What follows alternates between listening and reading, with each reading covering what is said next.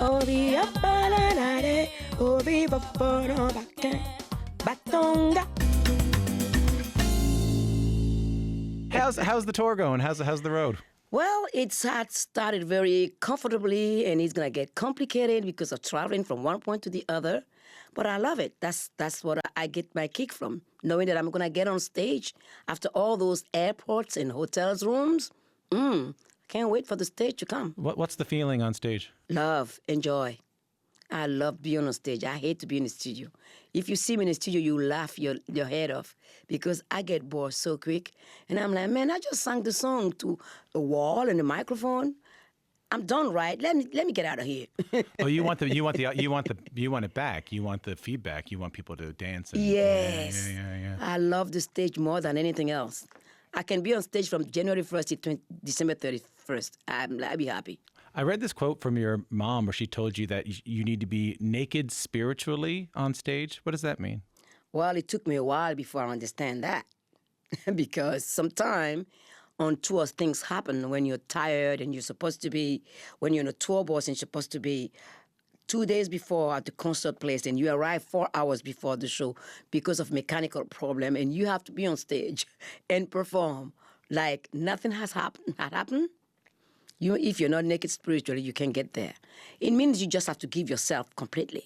You can't hold anything back because if you're on stage and thinking about what you have to do after or just being worried about how my dress look like, what the heck are you doing on stage then?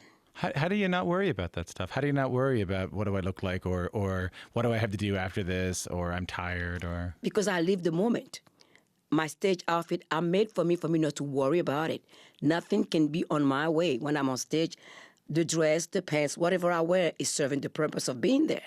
And if you have a thought, do you ever have a thought and you have to put it away? It doesn't happen when I'm singing on stage.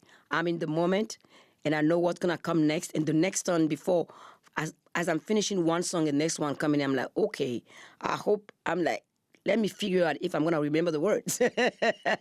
But the words are always there because it's in the memory. The memory of human being is kind of a mystery to me, so. That's such a free feeling. It's sort of the opposite of how we live most of our lives, you know? That's freedom. And then I said, I'm among the privileged people in the world. I live up my passion, and I do what I have to do, I would love to do, and I don't have a boss. You were 6 years old. I think the story is that your mom was... You were at some show, and you had to get up during an intermission or something like that to sing? Yeah, my mom had the largest theater group that ever existed in West Africa till today. And she has a play that lasts 3 hours. And knowing the public, she decided for the intermission to have dancing. So she went around the country and around the world pretty much to have a collection of dances that she does a costume for, and then it represents the part of the world where that dance come from. As a little girl, I was always mesmerized by the costume, the mask, because we in that play we have lions, we have tigers, we have a lot of those animals that are part of the story telling the greatness of a king. And for me, it was movie before even movie existed. How can you, that I know, and then you talk to me an hour before you're on stage and you're somebody completely different. And it was something that always was there for me to see. And I'm always in the dressing room playing with the costume. And my mom have no help. From scene to scene, she'll put the costume based on the scene that is coming. And here I am, messing up everything. And she guys go, get out of there. Man, don't be... And I'm like, Mom, I want to wear this. I mean, get out of there. So one day I was in the costume, and the little girl that used to play the role of the little princess for the king was sick. She has malaria. So here I am, and I know the piece by heart. And she came and dragged me by my ankle from the bottom of the costume again. He said to me, you bug me every day. You want to be the girl. You want to sing? This is your chance. Come in and sing. I said, no, I'm going on stage. No. She said, yes. By the time I'm saying no, she put the costume on me and shoveled me on stage. My God, I can feel all the bones in my body going, I was like, oh, I couldn't do this. But luckily for me, they only have one spotlight. So I seen no one. I haven't seen anybody on the stage. The light was so bright that I couldn't see anybody. I'm like, oh, the public is not here yet. So let me do my little thing. So I sang, and I do what I do all the time, like the little girl do, and walk out of the stage. My mom was on the wing looking at me like shaking her head. I'm like, yeah, I'm having fun right now. And then suddenly, standing ovation. And my mom said, oh, you gotta go back. I said, hell no. I'm out of there. I ain't going back for nothing in the world. But I said, people were there, Mom, why don't you tell me? She said, you wanna go on stage? That's the price you pay. That's the freedom, though, isn't it? Like that lesson you learned later about being naked spiritually. Exactly. That's it right there. Because you thought there was no one there, so you could do whatever you wanted. Exactly. You got it. What was the song? It's a traditional song that is inviting people to come in and go, oh, yeri sounde, oh, beta mejo me wekpe ye hunda la goton, oh, mise ye wate, acha hun sogbe dodin, huna gwele we ya gunta gan lemi, oh, mi maja fala o, cha hun yolo nyitowe, yolo de lo, oh, huzu gbe no cha hun ye mi na yolo we konyime, oh, mise ye wate, I mean, it's too bad you don't remember it. Too bad for you, I remember it. It's too bad you don't remember it at all. You know, it would have been great to hear. It's too bad it's too bad. That's beautiful, and it's powerful to me that you still remember it. It's obvious, you know, that's important. That's in there for a reason. You know? Absolutely. That song, I live with it because the words are, the drums are out. Whatever you're doing, whoever you are, whichever tribes you come from, wherever, let's come together and gather and celebrate this moment that we won't be celebrating tomorrow, but just in this moment, I'm calling you to come for us to celebrate. I mean, that could be the theme of the whole thing we're going to talk about today. So let's listen to some music. So you go on from your standing ovation. You don't shy away from audiences after that. You start having success in high school. You start getting a lot of attention in Benin. In 21, you become even better known because of this.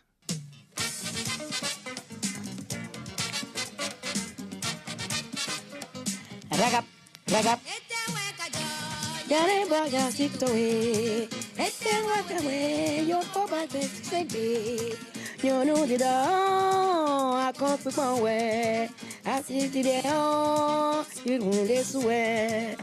you still? I mean, I love that you still remember all the. Is that in the set? Is that in the? No. That song is talking about being married.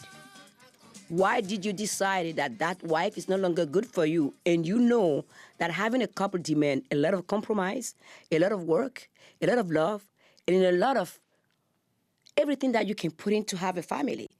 You can't just walk out of the marriage because you decide you want to be free. Before you get to that marriage, you have to know that every decision is not only going to affect your wife or yourself, but your children. That's what I'm singing when I was 21 singing that song. And the story I heard is that, so that's from 81, that's from Pretty. This is interesting to me. You flew to Paris to record that. This is before this long, we're going to get to you moving to Paris in a second, but this is before you lived there.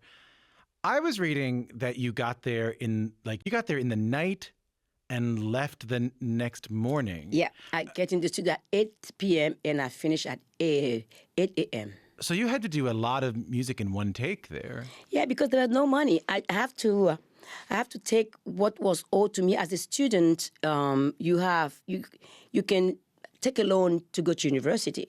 So that loan, instead of using it to go to university, I took it to come and record, to put in this album. And no one speaks my language. The producer was from Cameroon, the musicians were from Cameroon, and all my songs were written in my language, except one song that he wrote in the language Douala that I have to sing, 2 songs actually. So I found myself doing all the songs and the backing singing. And I couldn't finish everything because I was exhausted. My voice was completely tired. But I did the main voices all the time. And there's a girlfriend of the producer that was from Benin also that came up and finished up a little bit of the backing singing that I didn't finish to do. But I only have that day to do the album. And the next day I have to go because when you live under dictatorship and you ask for 1 week, you cannot extend 24 hours to it. You got to come back. Otherwise, your parents and your family becomes a liability. Did you even get to see the city, or did you just go from a car to a studio? No, I didn't. I didn't have the time. I have to record and leave back home. And then that song becomes, and that record becomes incredibly successful. But I'm glad you brought up that when you live under a dictatorship, things are different than maybe for people who are listening to this right now who haven't lived under a dictatorship. Benin was under a communist rule, strict Marxist regime at the time. Not happy about non-political music. They wanted art to be about the regime. Musicians were stopped from touring. You've talked about how music was banned from radio and TV.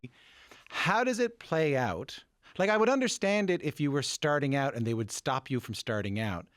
How does it play out when you become successful and famous for and you're not writing songs about the regime. You're not part of that world, but you're becoming successful and famous in the country. How does that play out?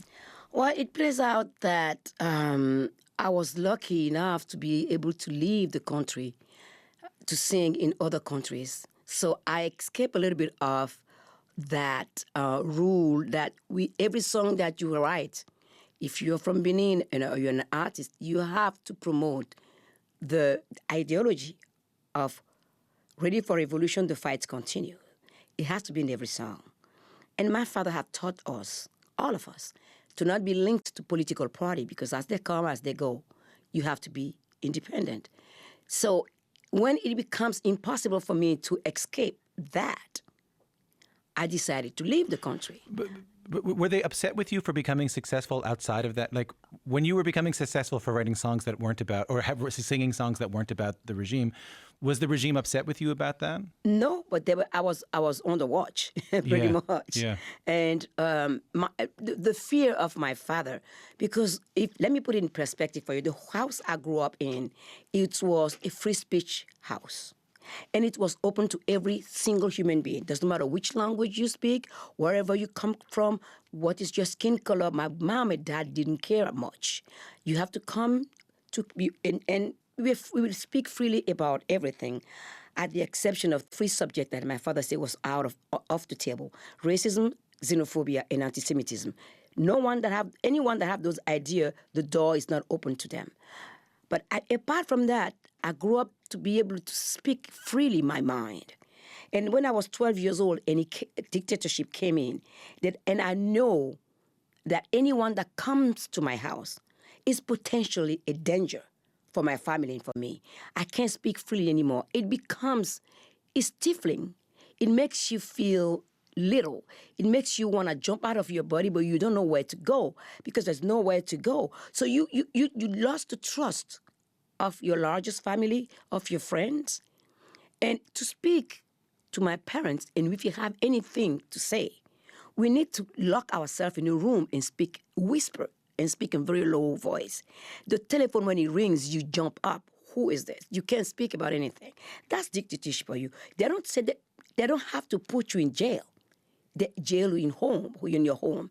So it becomes so complicated for me with the freedom that I grew up with, where my parents telling me, speak up. I can't read your brain if you don't speak up. So there was one concert that I had to do.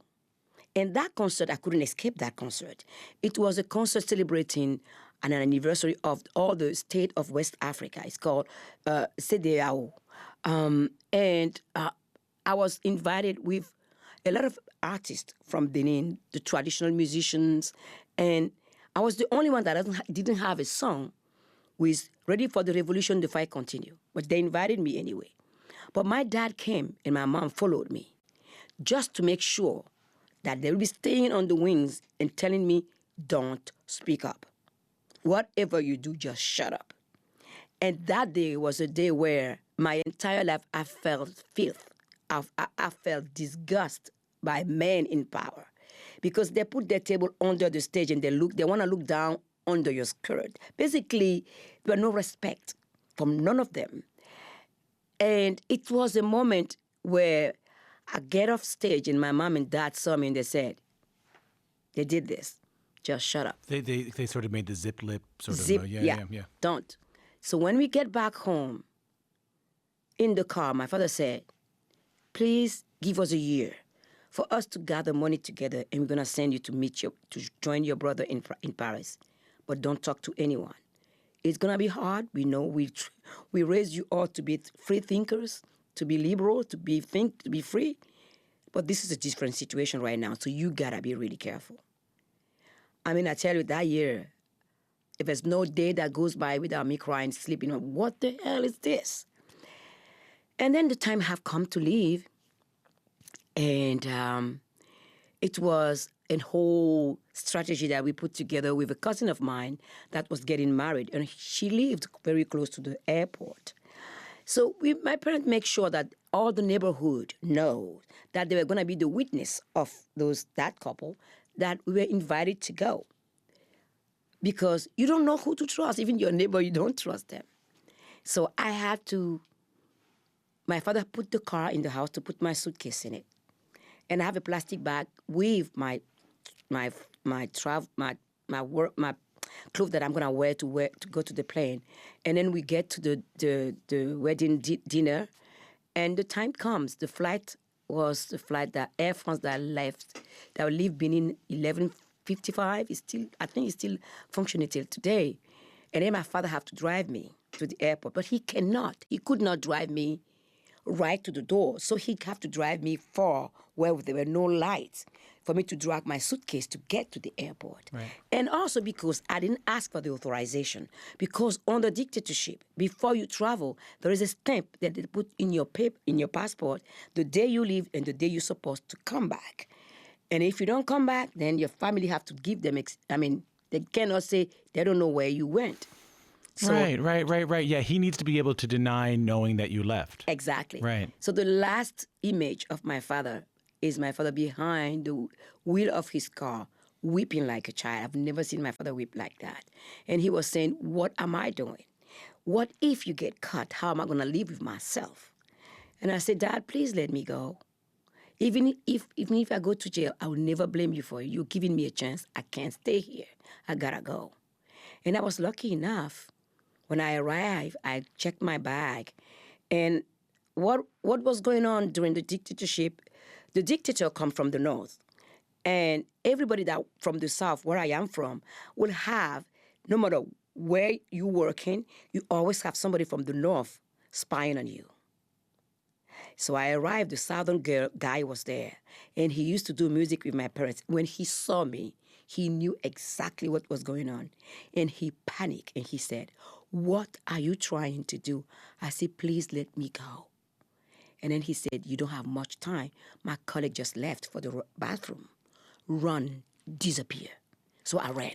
I ran with my plastic bag, and I get to the plane, and I crawl myself under the seat until it took off. And I only breathed when finally I arrived in Paris. What a gift that man gave you too. It's an incredible story of bravery by your father, but also just this man put his career and his life on the line as a border guard to let you go. And I met his daughter later in Paris. And she said to me, my father told me the whole story.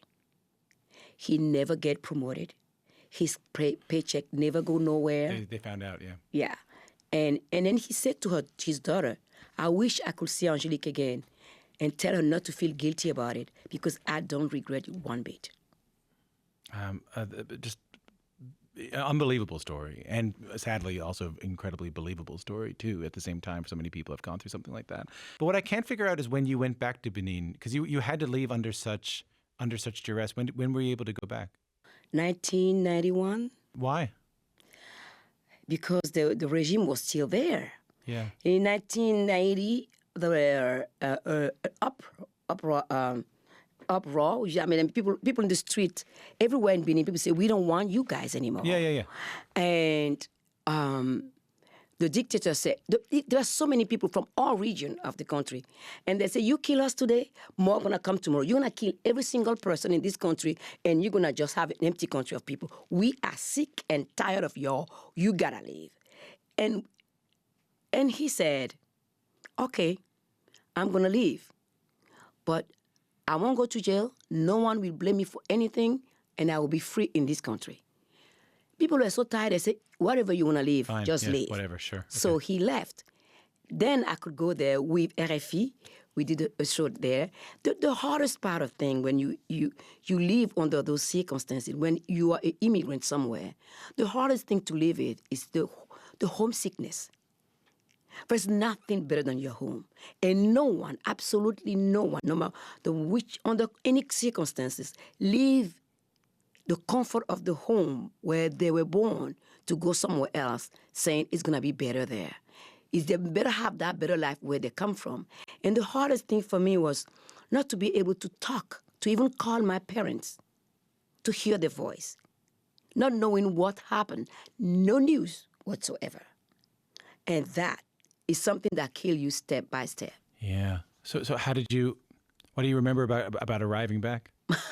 I remember when I came back, my father was so happy I cut my hair. And my mom was making faces. My mom was like, what? A woman with no hair is not a woman. My dad said, who says so? Me, I like the woman with the you had the short hair. You had the short. My father said, I like the short hair. You should have done that earlier. Then I won't have to pay for your long hair that you have to braid all the time. I could have saved money. And my mom like, shut up. My father said, hey, I'm just saying, man. I'm not a woman. I'm just telling you I like a woman that cut the hair That's a nice sentimental welcome, by the way, Angélique. Lovely sentimental welcome after exile from your parents. I was just like, oh, they're still the same. They are still picking at each other. Even after left for so many years, they're still having these peculiar fights about stupid stuff. But it makes me so happy to see that they didn't lose their sense of humor, both of them. Now I'm beginning to understand something I didn't understand before, which is common for me, by the way, because there's a lot I don't understand. But one thing with you is that I wanted to ask about the FIFA record, which is where you traveled around parts of Benin in West Africa, and you met villagers and you recorded rhythms that you heard. But I bet that was sort of doing your mom's work too. If your mom had been doing a lot of that work, you told me about that theater piece she did, and the thing I remember you saying was she had found stories and she had found songs from around the region. Yeah. That FIFA record, which you got a lot of attention for, that must have felt like doing her work. Oh, yeah, it was doing her work and also reminding myself of the power of the rhythm, the sound of the drums. I live in exile with the drums in my head. Yeah. It's a reminder of me where I come from, and it's a comfort for me, too. Because where I was and where I am today, I don't know where I'm going. I don't know how my life gonna move from now on, but I definitely know where I belong and where I come from. And that what informs everything that I do. Every moment I live it to the fullest of it. And I just wish people understand that this life that is given to us from our birth till our death is our choices that make it worth it. You can be angry, it's okay. But how do you surpass your anger and still find curiosity, greatness, and beauty in little things or big things? Because if you're angry and you blame everybody for your misery, you're not living a full life of bliss, of achievement. You live grudges and you blame people for your problem when you don't even know the people you're blaming. And then for me, it's a waste of life. Sure. It's a waste of time. I never could understand and can't understand hatred because it doesn't make sense to me. When I get angry, man, it takes me days to get out of that hole. Drains all my energy out. I lost my appetite. I lost sleeping. I don't like to get angry. But you would have had that anger if you were living in France and you couldn't come back to Benin and you had, like you said, the thing that's striking me, Angélique, is you said, I have these rhythms in my head and I couldn't hear them. That'll make you, and you were forced to leave. That'll make you angry? It didn't make me angry because I have music as an outlet. Whatever I remember, I put it on the music. Because my mom and dad have told me when I was leaving, because I know they were worried, to be careful. That if I found out that it was so hard for me that I'm losing my body integrity, my mind and my soul integrity, there's no shame of coming back, even if I haven't achieved anything. And I know that love understanding of my parents was also something that kept me away from anger. Because I know that if I'm angry, I can't write music. Yeah, you're hurting yourself. Yeah, that's it. Let's skip to Paris. So you go to study jazz at college there. You put out some music. You get signed to Island Records. Your first album comes out. I listened to it getting ready for this, and it's still amazing. Just take a listen to it.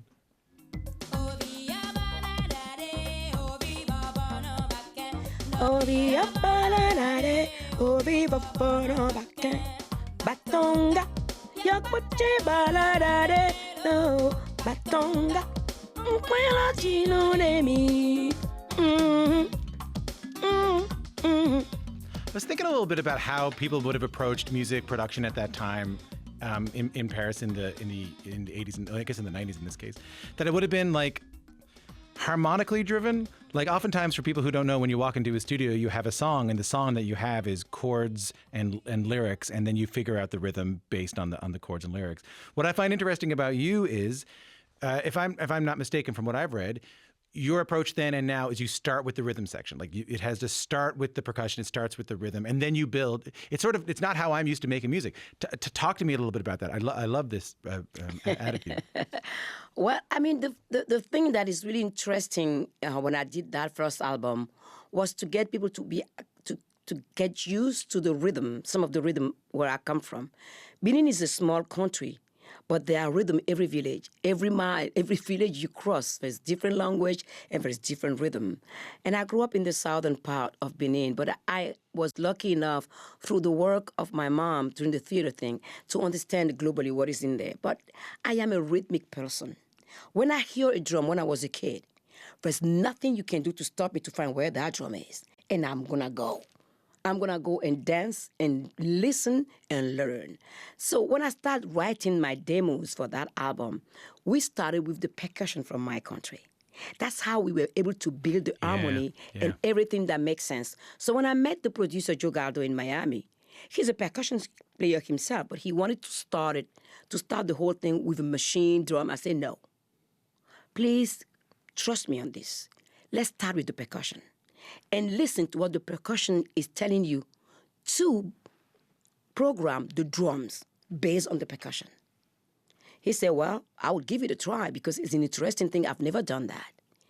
And the first song that he did, he's like, oh, I'm loving this. And we're going to do the whole album like that.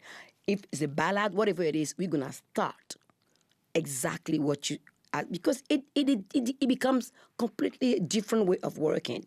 And not long ago, I was doing a conversation, an interview with David Byrne, and he said to me that my album, when it came, was the first album that come from any artist from Africa that make him put electronic music together with African music.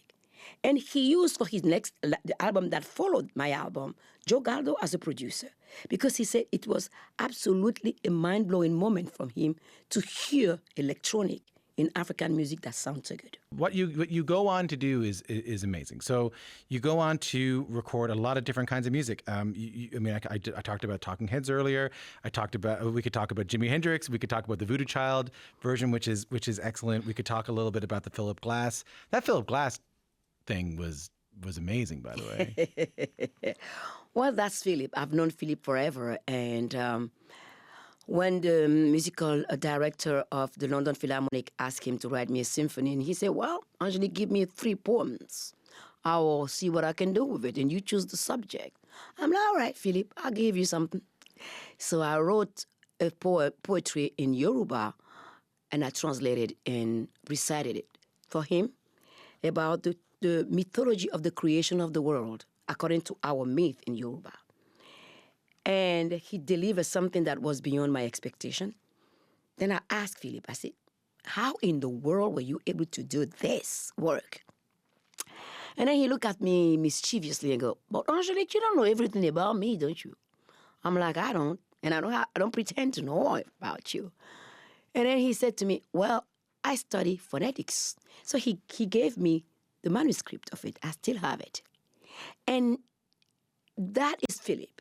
The respect of people's culture in his work. He will do the research that it's needed, and he will add his world to it, but keep your world intact. Back what I was saying before about how artists are telling me a little bit about how they're afraid to take risks in their art because they don't know if their fans are going to dig it or if they're going to have an audience. I mean, I've been having those conversations with people who aren't artists, who just feel stuck in their jobs and they feel like they're a bit afraid to take a risk, understandably. That's never been a problem for you. You've taken on so many different genres of music. So what have you learned about pushing yourself to try something new, even when it might feel like a risk? One thing that you have to know about me is that I hate to get bored. Boredom just kill me. I can't take it. Well, thanks for staying here as long as you have. I appreciate it, brother. I'm not bored yet. If I'm bored, I'll leave you hanging here. I'll leave okay, you. okay. Gotcha. But the thing that was really interesting in all this thing, I'm saying it in hindsight, I never thought that my parents, what they were teaching me was going to be my golden rule. Try. Don't shy away from trying. You don't know it, listen to it, see what it inspired in you, and do something about it. They never tell me, among all those music that was playing, from traditional music in Benin or all over Africa, to rock and roll, pop music, whatever the music is named that come home, they never ask me to pick one. They say, it's all at your disposal, whatever you want to do with it. You listen to it, you like it, fine. You don't like it, it's okay, but just go for it. And what I realize also when I move is that every step of the way, every music that I listen to, there's always a part of Africa in it. There's something, a sound, something, a rhythm that remind me of something from my country or from my continent. So for me, I have a palette of things to work out, different colors, different sounds. And I like to challenge myself. As I said, I hate to be bored. So wherever I go, I'm like, I'm going to try it. It works fine. It doesn't work. At least I give it a try. The worst thing is to live in regret. I should have. I should have killed you. You should have. Not just like, why didn't I? If there's one thing I'm taking from this conversation, it's the first thing we talked about, which is freedom. What is performing naked spiritually? It is performing with freedom. You said, and you want to talk about that performance, learning how to be free on stage and not have to think about anything else. You want to talk about being free to leaving Benin and then trying to find freedom again when you were away. You want to talk about not being hemmed in by a genre. I want to try. I want to have the freedom to make the music that I want to make. I don't even know if I have a question here, but it sounds to me like the story of your life in music is either trying to get freedom or embracing freedom. One thing I understand from freedom is there is no freedom without compassion and love. You cannot be free if you don't know and don't see people suffering or people's joy. There's no happiness for somebody alone. Your happiness have to make somebody else happy. And music has taught me to be so humbled. The public that come to my show, they come from different walk of life. And they pay the ticket to come and listen to me. So I'm not going to stand in front of them and complain. I'm going to tell them stories. I'm going to sing them stories. We might disagree, but at least I have a proposal or something that we can start a conversation from. That's freedom for me. Freedom is the only thing we have to allow other people to exist in our space and to exist with them. But when you don't understand empathy, you don't understand compassion, you cannot be free because you are in a bubble where everybody's your enemy, because you don't love yourself enough. You can't get out of your own brain that is telling you everybody's your enemy, everybody's your enemy. Then, when you try to come out of it, you can't write anything. You can't write music if you don't understand that it's a privilege to be a musician. A huge privilege to be a singer-songwriter, or to even produce music, or to even create a beat. Because what you are creating is going to people's intimacy. Now we have the phone. We can listen to different type of music every day. We can listen to gazillions of music in one moment. That is our freedom to choose what we want to listen to. And in the moment we choose to listen to such and such music, we are empowering ourselves to be more free. Freedom is what keeps us alive. Without freedom, there's no humanity. I don't believe in anybody that tells me otherwise. My freedom stops when yours started. And there's no me without us. I don't believe in it. There's no freedom without love and compassion is the thing that I'm going to take away more than anything else from today. Hey, lovely to talk to you again. Thanks for the time. Hey. Thanks, Tom.